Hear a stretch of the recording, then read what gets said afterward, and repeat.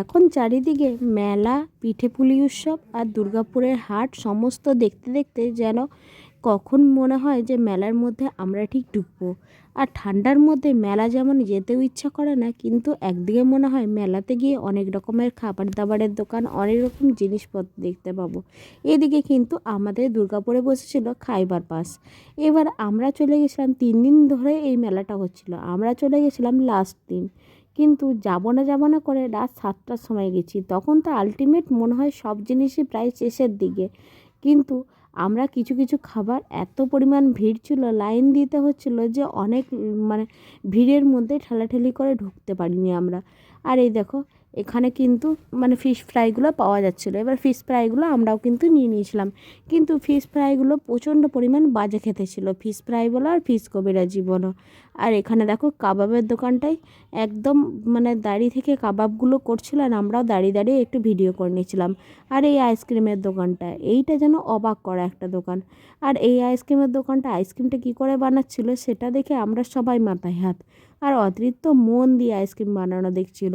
ও যেমন আইসক্রিম খেতে ভালোবাসে, তেমনি ওর কিন্তু আইসক্রিমের প্রতি একটা আলাদাই ভালোবাসা ছোট থেকে। আর আইসক্রিমটা ও কী করে দেখলে বুঝে যায় যে ওটা আইসক্রিমের দোকান, সে বুঝতেই পারি না।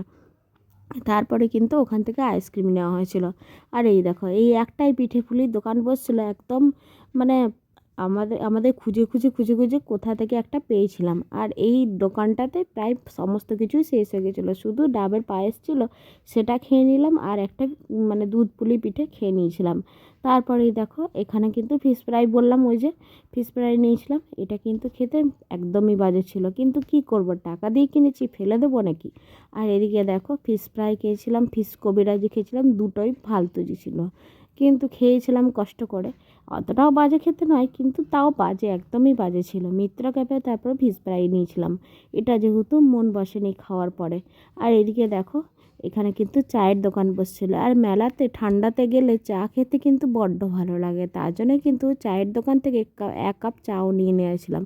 আর সোনাই শুধুমাত্র চা খেয়েছিল, আমরা কেউ চা খাইনি। আর ওই 1 কাপ চা নিয়ে অদ্রি কিন্তু খুব দুষ্টুমি করছিল, ও কিন্তু নিজে খাবে না, অথচ বলছিল দাদাকে খাওয়াতে। এই রকমই দুষ্টুমি করছিল। তারপরে তো চায়ের কাপ থেকে চা খাওয়া শেষ হয়ে তারপরে গেছিলাম মিত্র ক্যাফের লাইন দিতে। আর সেই মিত্র ক্যাফের লাইন দেখে যেন একদম মাথা ঘুরে যাচ্ছিল, কিন্তু কি করব, বাজারে মেলাতে এসেছি আর মিত্র ক্যাফে ফিশ ফ্রাই খাবো না, এ কখনো হয়? কিন্তু আমরা যখন শেষ মুহূর্তে গেছি তখন একমাত্র ফিশ কবিরাজি ছিল, আর কিছুই ছিল না। সেটা তো নিয়ে যেটা পেয়েছি সেটাই নিলাম লাস্টে। তারপরে কিন্তু মেলা থেকে বাড়ি চলে এসেছিলাম। আজকের ভিডিওটা তাহলে কেমন লাগলো তোমরা সবাই জানিও। টাটা সকলকে, সবাই ভালো থেকো, সুস্থ থেকো, আবার নতুন একটি ভিডিও নিয়ে আসবো। ততক্ষণের জন্য তোমরা সবাই ভালো থেকো, টাটা। আর আমার পেজটাকে যারা এখনও ফলো করোনি তারা কিন্তু ফলো করে দিও। টাটা, সবাই ভালো থেকো, সুস্থ থেকো।